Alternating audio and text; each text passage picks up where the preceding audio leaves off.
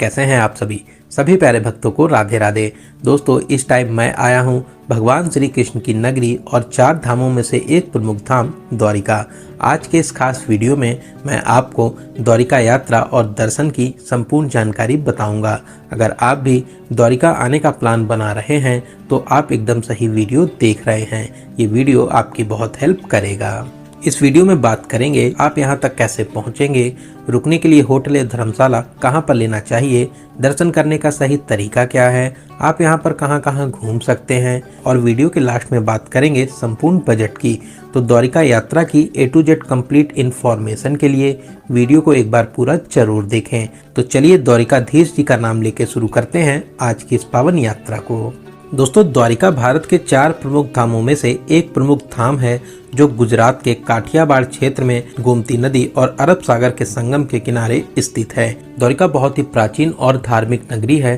5000 साल पहले भगवान श्री कृष्ण ने मथुरा छोड़ने के बाद में यहाँ पर सोने की द्वारिका बसाई थी।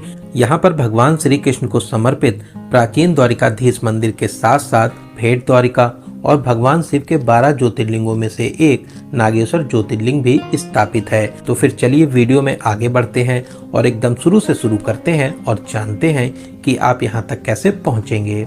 दोस्तों, यहाँ पर well connected Dwarka railway station है जो द्वारिकाधीश मंदिर से मात्र 2 किलोमीटर दूरी पर स्थित है। वहीं यहाँ का नियरेस्ट एयरपोर्ट जामनगर में है जो द्वारिका से 135 किलोमीटर दूरी पर स्थित है। तो चलिए ट्रेन का शानदार सफर पूरा करके अब हम लोग पहुँच चुके हैं द्वारिका, और अब हम लोग बात करते हैं रुकने के लिए होटल या धर्मशाला कहाँ पर लेना चाहिए। दोस्तों, ऐसे तो पूरे द्वारका में आपको बहुत से होटल और धर्मशाला मिल जाएंगे, लेकिन आप द्वारिकाधीश मंदिर के 400 से 500 मीटर रेंज में बजट से लेकर VIP होटल या धर्मशाला ले सकते हैं। यहाँ पर रूम्स की स्टार्टिंग 800 से हो जाती है।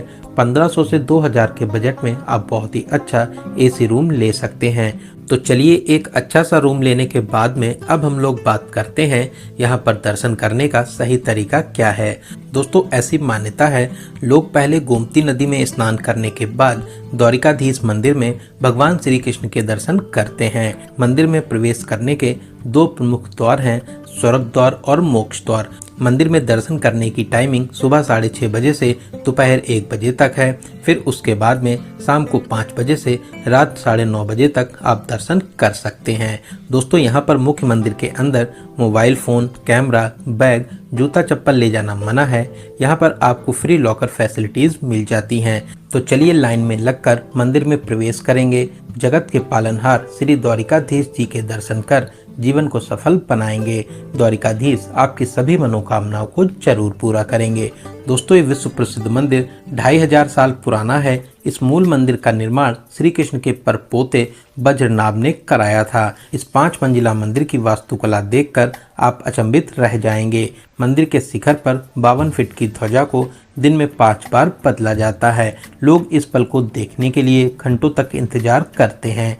तो दोस्तों, यहाँ पर दर्शन करने के बाद में अब हम लोग गोमती नदी साइड आ जाएंगे। घाट के पास में बहुत से प्राचीन मंदिर बने हुए हैं। वहीं घाट के अंतिम छोर पर श्री संगम नारायण मंदिर है। यहीं पर गोमती नदी का अरब सागर में संगम होता है। आप मंदिर में प्रवेश कर दर्शन कर सकते हैं। तो इन मंदिरों में दर्शन करने के बाद में अब जानते हैं द्वारिका में और कौन कौन से प्रमुख स्थान हैं जहां पर आप दर्शन करने जरूर जाएं। दोस्तों, यहाँ पर मंदिर दूर दूर हैं, तो आप ऑटो या स्कूटी से इन मंदिरों को कवर कर सकते हैं। ऑटो वाले द्वारिका लोकल के लिए 500 से 600 रुपए का चार्ज करते हैं और आपको 5 से 6 प्लेसेस को कवर कराते हैं। वहीं अगर आप 2 लोग हैं तो स्कूटी बेस्ट रहता है। एक दिन के लिए 400 से 500 रुपए का चार्ज लेते हैं। पेट्रोल आपको अलग से डलवाना रहता है। यहाँ पर बहुत से टूर एंड ट्रेवल्स के ऑफिस हैं या फिर होटल वाले भी आपको स्कूटी अरेंज करा। चलिए सबसे पहले हम लोग चलेंगे श्री स्वामीनारायण मंदिर। दोस्तों, ये प्यारा सा मंदिर बहुत ही भव्य और आकर्षक शैली में बना हुआ है। मंदिर की शानदार कारीगरी आपको बहुत आकर्षित करेगी। मंदिर के अंदर विष्णु भगवान विराजमान हैं। आपको यहाँ पर दर्शन करके बहुत ही अच्छा लगेगा। तो यहाँ पर दर्शन करने के बाद में अब हम लोग चलेंगे भड़केश्वर महादेव मंदिर, जो यहाँ से लगभग 1.5 किलोमीटर दूरी पर स्थित है। दोस्तों, ये मंदिर बहुत ही दिव्य और अलौकिक है, जो अरब सागर के बीचों बीच में स्थापित है। दोस्तों, मंदिर को विशाल शिवलिंग के स्वरूप में बनाया गया है। ऐसा माना जाता है यहाँ की शिवलिंग 5000 साल पहले स्वयं प्रकट हुई थी। आपको यहाँ पर दर्शन करके बहुत ही शांति मिलेगी। साथ ही साथ आप मंदिर के किनारे बैठकर अपनी प्यारी प्यारी फोटोशूट भी करा सकते हैं। तो चलिए अब हम लोग चलेंगे सिद्धनाथ महादेव। दोस्तों ये मंदिर द्वारिका के प्राचीन और प्रमुख मंदिरों में से एक है। यहाँ पर प्राचीन बरगद का पेड़ भी है। साथ ही साथ भोलेनाथ सिद्धेश्वर महादेव के रूप में विराजमान है। आप इस प्राचीन मंदिर में प्रवेश कर महादेव जी के दर्शन कर सकते हैं। तो यहाँ पर दर्शन करने के बाद में आप लाइट हाउस भी जा सकते हैं, जहाँ से दूर तक फैले विशाल समुद्र के बहुत ही शानदार नज़ारे देखने को मिलते हैं। तो चलिए दोस्तों अब हम लोग आ चुके हैं सनसेट पॉइंट द्वारिका बीच पर। शाम को यहाँ पर मैक्सिमम लोग घूमने के लिए आते हैं। यहाँ पर आप लहरों के साथ में बहुत ही अच्छे तरीके से मस्ती कर सकते हैं। दोस्तों बहुत ही प्यारा बीच है। लोग यहाँ पर बैठकर सनसेट के शानदार नज़ारों को देखते हैं। तो आप भी शाम को यहाँ पर जरूर आइए। शाम को यहाँ पर घूम के आपको बहुत ही अच्छा लगेगा। तो दोस्तों इन सभी प्लेसेस पर घूमने के बाद में अब हम लोग शाम को अपने होटल में आराम करेंगे और अगली सुबह हम लोग चलेंगे नागेश्वर ज्योतिर्लिंग और भेंट द्वारिका। दोस्तों अगर आपके पास में रेंटेड स्कूटी है तब तो सबसे अच्छा है। इसके अलावा ऑटो वाले नागेश्वर ज्योतिर्लिंग, भेंट द्वारिका और इस रूट पर जितने भी प्रमुख प्लेसेस हैं इन सभी को कवर करने के लिए 2000 से 2500 रुपये का चार्ज करते हैं। वहीं टैक्सी वाले 3500 से 4000 रुपये का चार्ज करते हैं। तो चलिए सबसे पहले हम लोग चलेंगे नागेश्वर ज्योतिर्लिंग, जो द्वारका से लगभग 17 किलोमीटर दूरी पर स्थित है। दोस्तों ये बहुत ही प्रसिद्ध और अलौकिक मंदिर है, जो भगवान शिव के 12 ज्योतिर्लिंगों में से 10वें स्थान पर आता है। यहाँ पर शिव जी की 125 फीट ऊंची विशाल प्रतिमा स्थापित है, जो 3 किलोमीटर दूरी से ही दिखाई देती है। तो चलिए लाइन में लगकर मंदिर में प्रवेश करेंगे। महादेव जी गर्भगृह में विराजमान हैं। आप दर्शन करके आशीर्वाद प्राप्त कर सकते हैं। दर्शन के अलावा आप अगर चाहें तो यहाँ पर विशेष पूजन भी करा सकते हैं। जिन लोगों की कुंडली में सर्प दोष होता है उन लोगों के लिए यहाँ पर पूजन का विशेष महत्व माना जाता है। तो यहाँ पर दर्शन करने के बाद में अब हम लोग चलेंगे गोपी तालाब, जो यहाँ से 5 किलोमीटर दूरी पर स्थित है। दोस्तों ये स्थान है, ऐसी मान्यता है भगवान श्री कृष्ण से मिलने के लिए बहुत सी गोपियां मथुरा से यहाँ पर आई थी। भगवान श्री कृष्ण ने गोपियों के साथ में अंतिम बार यहीं पर रासलीला की थी। दोस्तों यहाँ पर बहुत से मंदिर भी स्थित हैं। साथ ही यहाँ पर आप पानी में तैरते हुए पत्थर को भी देख सकते हैं। तो यहाँ पर दर्शन करने के बाद में अब हम लोग चलेंगे भेंट द्वारका, जो गोपी तालाब से 22 किलोमीटर दूरी पर स्थित है। दोस्तों भेंट द्वारका तक बहुत ही अच्छा हाईवे बना हुआ है। हाल में ही समुद्र के ऊपर बहुत ही प्यारा सुदर्शन सेतु भी बनाया गया है। पहले भेंट द्वारिका तक बोट के माध्यम से जाया जाता था। दोस्तों भेंट द्वारिका एक टापू है। यहीं पर भगवान श्री कृष्ण का निवास स्थान था। इसके अलावा द्वारका भगवान श्री कृष्ण की राजधानी हुआ करती थी। वहीं से वे राजपाट चलाते थे। दोनों ही जगह द्वारिकाधीश मंदिर हैं। तो अब हम लोग आ चुके हैं द्वारिकाधीश मंदिर के पास में। यहाँ पर आपको लॉकर फैसिलिटीज मिल जाएंगी, जहाँ पर आप अपना सारा सामान जमा कर सकते हैं। मंदिर में दर्शन की टाइमिंग की बात करें तो सुबह 7 बजे से 1 बजे तक और शाम को 5 बजे से 8 बजे तक आप दर्शन कर सकते हैं। दोस्तों मान्यताओं के अनुसार भगवान श्री कृष्ण अपने बचपन के मित्र सुदामा से यहीं पर मिले थे और सुदामा ने उनको उपहार स्वरूप चावल भेंट किए थे।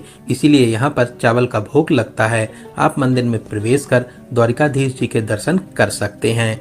द्वारकाधीश मंदिर से मात्र 100 मीटर दूरी पर ही सोने की द्वारिका पावन धाम मंदिर भी स्थित है, जिसे सोने की द्वारिका के स्वरूप में बनाया गया है। यहाँ पर आपको 40 रुपए का एंट्री टिकट देना होता है। कांच के छोटे छोटे टुकड़ों से बहुत ही शानदार तरीके से प्यारा सा मंदिर बनाया गया है। यहाँ पर भगवान श्री कृष्ण की जीवन लीलाओं को मूर्तियों के माध्यम से बहुत ही अच्छे तरीके से दिखाया गया है। यहाँ की झांकियाँ देखकर आपका दिल खुश हो जाएगा। इन मंदिरों के अलावा आप हनुमान टीला मंदिर, नीलकंठ महादेव और अभया माता मंदिर में दर्शन भी कर सकते हैं। तो यहाँ से वापसी के टाइम पर सुदर्शन सेतु पर भी आप कुछ देर रुक सकते हैं। सुदर्शन सेतु को बहुत ही शानदार तरीके से बनाया गया है। पिलर पर लगे मोरपंख यहाँ की भव्यता में 4 चांद लगाते हैं। आप अपनी यादों के लिए प्यारी प्यारी फोटोशूट साइड वापसी करेंगे। अब हम लोग चलेंगे शिवराजपुर बीच, जो भेंट द्वारिका से 25 किलोमीटर दूर और द्वारका से 12 किलोमीटर दूरी पर स्थित है। हरे नीले पानी वाले इस बीच पर आप सभी वाटर एक्टिविटीज का मजा ले सकते हैं। यहाँ पर आप speed boat ride, banana ride, paragliding, boating के साथ साथ समुद्र के बीचों बीच में स्थित आइलैंड पर भी बोट के माध्यम से जा सकते हैं। बहुत ही सुंदर और प्यारा सा बीच है, आप यहाँ पर बहुत ही अच्छे तरीके से एंजॉय कर सकते हैं। तो यहाँ पर मस्ती करने के बाद में अब हम लोग चलेंगे रुक्मणी माता मंदिर, जो द्वारका से 2 किलोमीटर दूरी पर स्थित है। दोस्तों, ऐसी मान्यता है भगवान श्री कृष्ण और माता रुक्मणी ने खुद पानी पीकर प्यास को शांत कर लिया था, लेकिन अपने गुरु दुर्वासा ऋषि से पानी के लिए नहीं पूछा था, जिससे क्रोधित होकर दुर्वासा ऋषि ने दोनों को 12 साल अलग रहने का श्राप दिया था।